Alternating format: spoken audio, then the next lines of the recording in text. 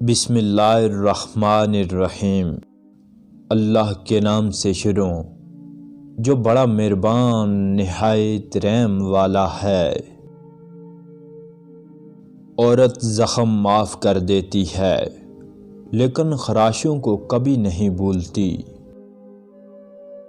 دنیا میں بری عورت سے زیادہ بری اور اچھی عورت سے زیادہ اچھی کوئی چیز نہیں ہے۔ بہتری اسی میں ہے کہ برابر کے لوگوں میں شادی کی جائے۔ جلد بازی میں کی ہوئی شادی اچھی ثابت نہیں ہوتی۔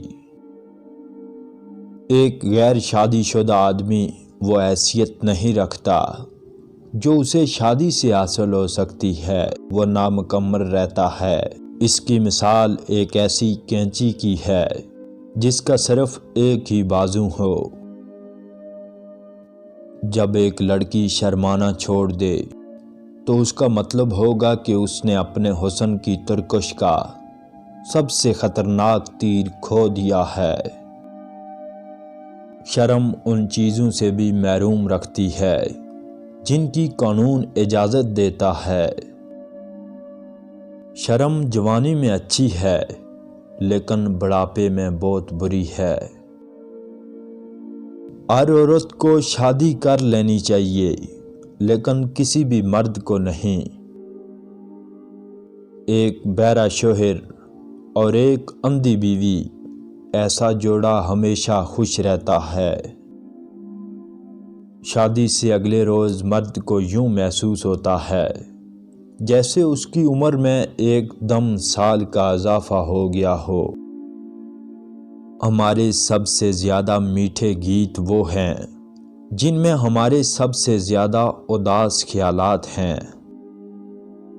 اگر آپ اپنے ساتھ کچھ شاعری نہیں لائے تو آپ کو دنیا میں کہیں شاعری نظر نہیں آئے گی۔ زندگی صرف زندہ رہنے کے لیے نہیں ہے بلکہ اچھی طرح زندہ رہنے کے لیے ہے۔ اگر جسم صاف ستھرا ہو تو دماغ کو بھی صاف ستھرا رہنے میں مدد ملتی ہے۔ ہم اپنی صلاحیتوں کا اندازہ ان کاموں سے لگاتے ہیں جو ہم کرنے کی اہلیت رکھتے ہیں، لیکن دوسرے لوگ ہماری صلاحیتوں کا اندازہ ان کاموں سے لگاتے ہیں جو ہم کر چکے ہیں۔